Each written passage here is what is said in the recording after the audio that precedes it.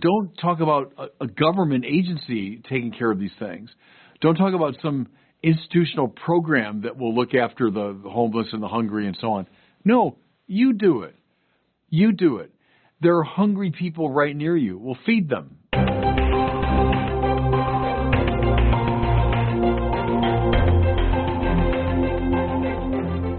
Welcome back to the Word on Fire show. I'm Brandon Vaught, the host and the Senior Publishing Director at Word on Fire. Almost all of us want to be a good person, but how do we actually do that? How do we become a person of love? That's what we're discussing today with Bishop Robert Barron, joining us from Rochester, Minnesota. Bishop, good to see you. Hey, Brandon. How you doing today?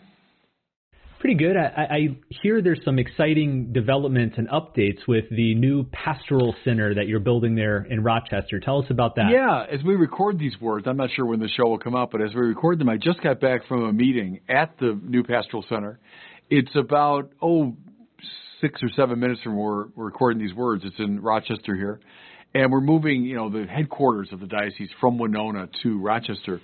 And through a wonderful donation from a great Catholic here and other donors, we got property and we're building a lovely pastoral center. And I brought in an architect friend of mine, Matt Nicholas from Chicago, who was trained at Notre Dame in classical Catholic architecture. And he sort of enhanced the building to make it more Catholic in appearance. In the center of it, it's got two wings. In the center, though, is a great chapel, and with a rose window and a vaulted ceiling. And it's not finished yet, but we got in today, and I really saw the height of it. And even now, it has a great majesty and beauty about it. So I'm just thrilled. It'll be a huge upgrade for us in the diocese to move from where we had been in Winona to here. And I think it'll be an evangelically important sign to the community, because as you come along, it's a major street. As you come along, you see this beautiful, the back of the chapel with the rose window. From the other direction, you see the facade of the building. And so I think it'll proclaim the gospel in its own way. So very happy about it. When do you expect it to be move-in ready? Well, they say April 30th. So what, about 4 or 5 months from now? And we broke ground in late April, so they build that building pretty fast. So I'm just delighted by that. Well, today I want to talk with you about how to become a person of love. When you ask people on the street, what's the purpose of life? Religious people, non-religious people, probably the most common answer you'll get is to be a good person. Mm-hmm. And you and I have quibbled with that answer. That's not necessarily the full purpose of life, but it does raise the question, how do you do that? How do you become a good person? What does it mean? Now, in answer to that, you've often quoted Dorothy Day, who once said that everything a baptized Christian does every day should be related to the corporal and spiritual works of mercy. In fact, if I'm not mistaken, when you were rector of Mundelein Seminary, you had posters made with that quote, and you hung them up all around the campus. What is Dorothy getting at here, and why are these corporal and spiritual works of mercy so important? It's one of those quotes that was just illuminating from the moment I read it. Certain things you read, and it just kind of takes your breath away, and you say, yes, that just sheds light in every direction. I think the reason, Brandon, is it so concretizes what we mean when we say love. So, right, everyone wants to be a good person, everyone's devoted to love. Great. But what does that mean? It means to will the good of the other. And you say, okay, I get that, but that's still kind of abstract. What does it mean to will the good of the other? And her answer was, it means the corporal and spiritual works of mercy, these works of love, right? An outreach in love to those who are suffering in some way. Now we're talking concretely about the Christian life. I like how Pope Francis likes that word concrete, to make something real. Because we religious people, especially, we can sometimes lose ourselves in gassy abstractions. Okay, so I'm a person of love. Well, that looks like something. It looks like these very particular acts. And so it's a great way of anchoring your spiritual life and your moral life. I just realized maybe there's probably some people listening who aren't familiar with corporal and spiritual works of mercy. So maybe we could back up one step and just give us a basic overview of what these are. We're going to walk through each of them one at a time, but what are these in general? Well, we should just probably name them, right? To feed the hungry, to give drink to the thirsty, to clothe the naked, to provide shelter for the homeless, to visit the sick, to bury the dead. I'm always missing one. Visit the imprisoned. Visit the imprisoned.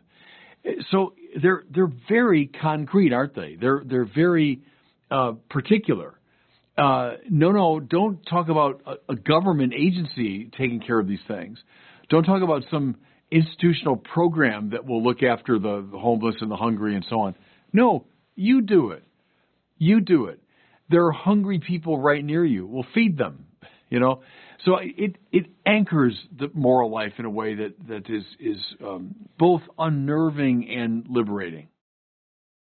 So you listed out the 7 corporal works of mercy. There's also 7 spiritual works of mercy. I thought maybe we could devote a discussion to that in a couple weeks or so. Okay. I want to focus on the corporal works of mercy today. Would you say it's correct that we, as people aiming to be people of love, should use these as a litmus test, that Yes. these are the marks we should measure our love against? Yes, because if you say, all right, to love me is to will the good of the other and do something about it. All right. Now, show me. Show me precisely how you're doing that. And it's got to show up in your life as these works of mercy to those who are in need. So, yes, I think it's a very good way to ground the Christian life. All right, so let's go through them one at a time. I thought, if nothing else, this might be a good opportunity for all of us to use as an examination of conscience as we're discussing these things through. Yes. Am I following these myself? Yeah. Maybe we can group the first few together. So the first 3 are feed the hungry, give drink to the thirsty, clothe the naked. How do you read these 3? Very basic needs of people that have to be met. Again, we can fly into the realm of abstraction. Oh, I'm helping people. Well, how? There are people who are in need in this most basic way. Now you say, oh, I guess, overseas, so I'll send some money to the missions. Well, fine. I have nothing against that. Please do it. And that is a way of doing the works of mercy. But we can forget, Brandon, very easily. I don't care who's listening to me right now. Trust me, within 10 minutes of where you're sitting, there are hungry and thirsty people. There are. I lived for 6 years, as you well know, in Santa Barbara, California, one of the most, exclusive parts of the world. Oprah lives there, Montecito. Prince Harry lives there. Kevin Costner, movie stars live there. I lived, 15 minutes from where they live. I didn't live in a fancy schmancy neighborhood, but Santa Barbara.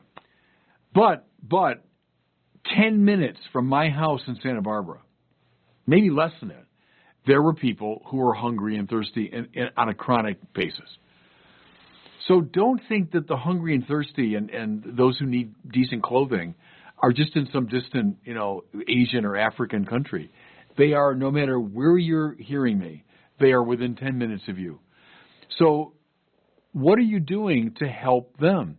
Now, homeless shelters and soup kitchens, and great. Believe me, there's one not far from you. I don't care where you are. There's one not far from you. Go, help out. Give money to it. Yes, indeed. Be a presence at a place like that. Yes, vote in accord with some of these principles. Sure, do all those things. But I like the direct involvement, that you personally kind of getting your hands dirty, so to speak. You get involved in these activities. But, think of something, Brandon, as simple as a mom preparing a meal for her kids. Well, that's a corporal work of mercy. She's feeding the hungry, Think of someone who's getting a lemonade for someone who's thirsty after a run or something. Sure, that's giving drink to the thirsty. So it's not like just the dramatic cases of, those who are in dire need. But even those simple gestures of assuaging someone's hunger or thirst. Clothe the naked. There are people who are in need of warm clothing. A lot of people listen to me right now. Within 10 minutes of you, there are centers that provide clothes for people that need them. Babies who are, in poor families that need basic clothing. One thing I mentioned, I think maybe at the Good News Conference, I said the closet is a very interesting place for some spiritual work. What I meant was, you go into your closet and trust me, you're going to find all kinds of things in there that you don't wear, that you haven't worn in ages. There's a shirt. Why is that still here? I haven't worn a thing in 3 years. Well, that's a very good sign that it's time to give that away. Someone once said to me, there should be like an expiration date on clothes, like on food. Like if this shirt expired in 2019. Good. Go into your closet and find shoes and shirts and pants and coats that you can and should give away and give. That's clothing the naked, right? So I like the particular concrete quality of these things. You shared that Dorothy Day quote just kind of rocked your world and left an indelible mark. There was a similar quote that I encountered when I was in college. At the time, I was a Protestant, and there was an evangelical writer named Shane Claiborne, kind of an evangelical version of Dorothy Day, wrote a book called The Irresistible Revolution about serving the poor. And he said this. He said, I come to see that the great tragedy in the church is not that rich Christians do not care about the poor, but that rich Christians do not know the poor. And his point was that there's an indirect way to help the poor through charities and organizations and donations, and all those are good things. We should encourage them. There's something radically different when you go into the street and physically give food or drink to somebody, or physically give clothes to somebody. Why is that a different type of interaction? Because it reaches to the fullness of your being.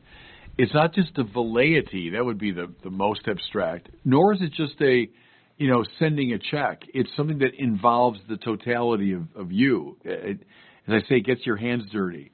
Or Pope Francis, it gives you the smell of the sheep, So I think it's an incarnational understanding of these works. The closet thing again is interesting. I think I got that idea from, it's been attributed to both John Chrysostom and to St. Ambrose, the line that if you've got two shirts in your closet, one belongs to you, the other belongs to the man who has no shirt. Talk about a quote that takes your breath away, right? If you let that one sink in, I don't know. I mean, look at all the shirts I got in my closet, many of which I don't wear anymore. And you kind of wear the same thing every day. Yeah, that's right. I wear a lot of the same look every day, basic black. There's such a good, challenging, and incarnate way of expressing love. So those are the first three of the corporal works of mercy: feeding the hungry, giving drink to the thirsty, clothing the naked. The fourth one is visiting the imprisoned. Is this one we should take literally, that all Christians should be going to prisons and visiting prisoners? Yes. I've many times quoted Johnny Cash, one of my musical heroes, but who played in prisons all the time. Famously, the Folsom prison and all that. And he was asked why he did that, and his answer was, well, because I'm a Christian, which is a perfectly satisfactory answer to that question, I think. So, yes, indeed, it does mean that. But, he broadened it to, there are a lot of prisons, aren't there? Elderly people that are kind of imprisoned in their own home. Sick people that can be imprisoned on their own bed. People imprisoned by addictions. People imprisoned by their fears. Imprisoned by old hatreds they can't get rid of. There's a lot of forms of incarceration. And so do we visit, in a liberating way, those who are in prison? Maybe think about that when you, again, I like your idea, Brandon, of a way of examining your conscience. I find that very helpful when you go to confession, so that you don't just kind of repeat the same formulas over and over again, but you really examine your conscience. One way to do it is with the deadly sins or with the Ten Commandments, but this is not a bad way either. How have I done or not done the corporal and spiritual works? So as you're approaching your day, all right, who are imprisoned people that I'm likely to meet today, or that I should go to meet today and visit? It's a good question. I think there's a lot of us at Word on Fire whom you've counseled and helped over the years, and I know one bit of advice you often give to somebody who's really struggling in a dark period, whether because of depression or doubt or sin, or they're just going through something tough.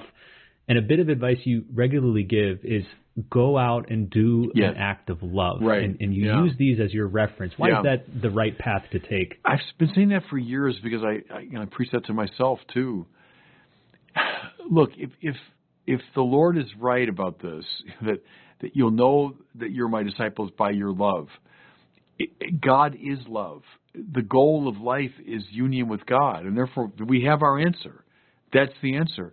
And I think it's proven experientially over and over again that when you're preoccupied, when you're afraid, you're anxious, you're depressed, there's a kind of, as Augustine said, right, incurvatus in se, you've caved in around yourself. Go out. Go out. And not just to find entertainment. Go out in an attitude of love. And you'll break free of this kind of black hole quality. That's, I think, our metaphor for incurvatus in se would be a black hole that just draws everything into itself. To break free from that is to engage even in the simplest act of love. It doesn't have to be, Mother Teresa, but I mean, just how about write a note to someone that you haven't talked to for a while that you suspect probably could use a word of encouragement. Offer a compliment to someone who needs it, right? Help a kid who's struggling with his or her studies in school. Bake cookies and give them out. I mean, do anything that will break you free of the black hole tendency of sin.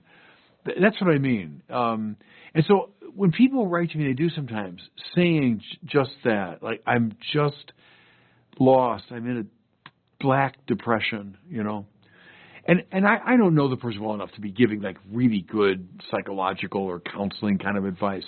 But I always say that. All right, step one, perform the simplest act of love today. And then tomorrow, do another one. And the next day, maybe do 2 acts of love, And it can't do any harm. The person probably needs more, personal attention and maybe psychological counseling and medication even, who knows? And nothing wrong with any of that. But as step one, perform the simplest act of love. And I think you'll find a way out of that hell. Well, the 5th corporal work of mercy is shelter the homeless. And it's easy to think of Dorothy Day, once again, she and Peter Morin founded these houses of hospitality where they would regularly welcome people off the street to sleep as long as they needed to. What does that mean for the rest of us who maybe aren't in a position to, literally welcome homeless people into our homes? Or is that what the church is driving at here? Well, at the limit, I think. But look, everyone knows in our country it's worsened enormously in the course of my lifetime, the homelessness problem. My years in L.A., I was there for 6 years, and it was appreciably worse. When I arrived in L.A., and even in Santa Barbara, when I arrived there, and then 6 years later, it was appreciably worse. Go up the coast in California, San Francisco, and other places. Homelessness here in Rochester, Minnesota, which is brutal as the winter has now arrived, So, to be aware of that problem and do something. Now that might be, in your contributions, in your political commitments, but that you do something to provide shelter. Now, maybe it's working in a homeless shelter. Maybe it's contributing to a homeless shelter. So different ways you could do it. But that problem has only gotten worse, hasn't it, in our time? All right, let's move to the 6th corporal work of mercy, which is visiting the sick. How should we understand that? Something everyone can do, from oldest to youngest, it seems to me. We all know someone who's sick. In the hospital, in a hospice care, in nursing care, someone who just has a bad case of the flu and they're in bed. Everyone, I bet, listen to me right now, knows somebody who's sick and could stand a visit. When I was doing parish work, Brandon, many years ago, I was very devoted to this. And not that I found it easy. I didn't. The prospect of getting in the car and driving to a hospital and spending a couple of hours, visiting parishioners. But, gosh, I always, without exception, came back from those visits full of joy. I always thought of the psalm. They went out full of tears, carrying seed for the sowing. They come back full of songs, carrying their sheaves. That's what it was like for me when I would go to the hospital to visit parishioners, is I kind of went out with tears, like with some resistance. But I always came back laughing, always came back with a song, right? Do it. Visit people who are sick. We all know somebody. So it's, again, concrete. Hard to do, yeah, sometimes. Annoying, difficult, yeah, but do it. Visit the sick. I like how this corporal work of mercy is not heal the sick, right. Not make them feel better, but visit them. Why? What about visiting is important? It's an act of love, isn't it? It's being with someone. It's willing the good of the other. As I've come just to be with you. And I remember this is some years ago when I was really sick. I won't go into all the details, but I just come out of a surgery, and I must say I didn't want visitors at that point. I was like, please go away. But then after a few days, I craved having visitors. Because we all know it's a tough time, and it's hard to be yourself when you're sick, and so visiting means a lot. All right, let's turn to the last corporal work of mercy, which is burying the dead. And I know you have a particular memory of your father in regards to this corporal work of mercy, how he practiced it and counted it. It's where I learned the term. This is when I was a little kid, and my father, was a good Irishman. He went to a lot of wakes, and he was a salesman. He knew a lot of people, and that combination meant he went to a lot of wakes. And he'd come home from the wake, and I'm a little kid, and we're kind of wondering, what were you doing? What's the point of that? And he would always say, corporal work of mercy. So he must have learned that when he was a kid in Catholic, grade school. So going back into the 1920s. And what do you mean, corporal work of mercy? And he'd say, well, that's one of them is burying the dead. Is that you're attentive to the needs of, those the families of those who've died, et cetera. And so that's where the phrase first got in my mind. And biblically it goes back to Tobit, doesn't it? In the book of Tobit, who buries the dead, who were left lying on the ground and not attended to. And so it was a work of mercy for them and for their families. And so, again, when I was a parish priest, I spent a lot of time burying the dead. I spent a lot of time in funeral parlors, going to wakes, and then presiding at funerals, and then driving behind hearses to cemeteries and doing graveside services. I spent a lot of time burying the dead.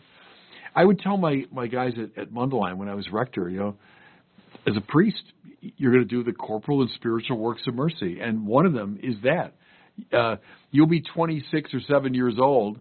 It's a beautiful summer day, and you're following the third hearse of the week, But that's the game. That's what we do. We do the corporal and spiritual works of mercy.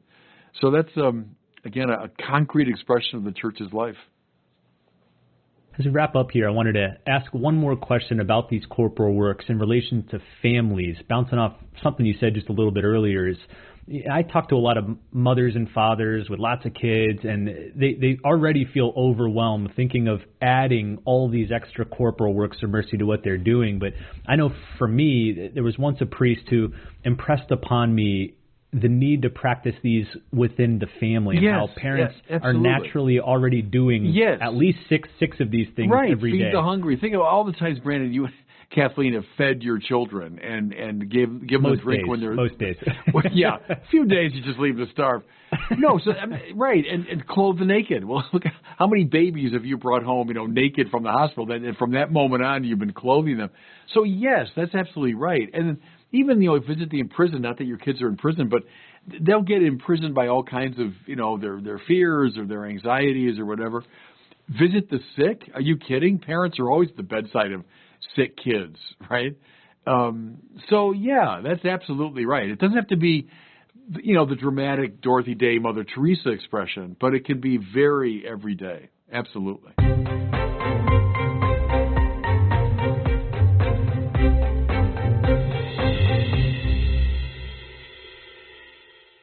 Well, it's time now for our question from one of our listeners. Today we have one about sin, the passing on of sin. Here's the question. Hi, Bishop Barron. My name is Gigi, and I'm wondering, since I did not inherit the sins of my parents, why did I inherit the sins of Adam and Eve? Thank you for taking my question. Goodbye. Yeah, thanks. It's a good question. But see, I would quarrel with your major premise because I think willy-nilly you have inherited your parents' sin. I don't mean that your parents' sin is applied to your own will, like you're responsible for their bad choices. But sin is like a contagion. It's like a dysfunction in a family. So think of a kid born into a dysfunctional family where alcohol abuse or drug abuse or physical abuse or whatever is on offer. Whether that kid likes it or not, he inherits, in that sense, the sins of his parents. The most dramatic example would be a crack baby, right? There's a baby that's born to a mother who's addicted to crack. The baby is born addicted to crack, even though the baby's not morally responsible in any way. But de facto, the baby has inherited the sin of his mother. Well, I think sin is kind of like that. It's a poisonous atmosphere that we're in. And I think of my dear parents, sure, the quirks or limitations of theirs that I inherited or that I was affected by. And I think that's the best way to understand original sin, that we do indeed inherit now this whole long history of human dysfunction, beginning with our first parents, but coming up through the whole of human history. Sure, we inherit that. It affects us. Again, not to be assigned to my personal will, but that's what the church teaches. Original sin is not assigned to my personal will, but it's like a poisonous atmosphere.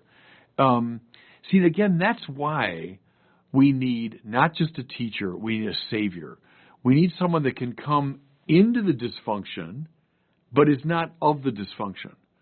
See, if Jesus is just one more human being, well, they're as affected as I am. They might be smart and interesting, and they might offer some political liberation or whatever, but they won't save us. The Savior has to come from outside the dysfunction and enter into it. We say he's fully human and fully divine, because only such a figure can really save us. He's only human, well, then he's stuck in it with us. He's only divine, well, then he's hovering above the mess. But he's divine and human, now he can function as a savior. And that's why we need him to save us from sin and all of its manifestations. Well, thanks for that question, and thanks to all of you for joining us for this discussion on the corporal works of mercy. Again, probably in a couple weeks here, we'll have a follow-up discussion, and we'll walk through the spiritual works of mercy, so look forward to that one. Listen, as we wrap up here, Lent is right around the corner. When this episode drops, it's only going to be about a month away. Lent actually is going to be on February 14th this year. It's on Valentine's Day. Yeah. So good luck to a lot of couples trying to figure that night out. But at Word on Fire, we are once again releasing our Lent Reflections booklet. So you can get your 2024 Lent Reflections booklet today, and we want to send it to you for free. You can get a free copy. You just cover the shipping and handling. You can also order bulk copies, 20, 50, 100, or even for your whole parish. I know tons of parishes do that. Each booklet features the gospel reading for every day during Lent from Mass, along with a short reflection from Bishop Barron. So you can journey through the scriptures throughout Lent.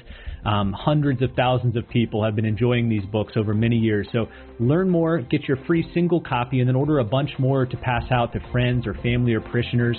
You can find out more at the website wordonfire.org/Lent2024. The website's wordonfire.org/Lent2024. I'll include a link to that in the show notes. Well, thanks so much for watching and listening. We'll see you next time on the Word on Fire show.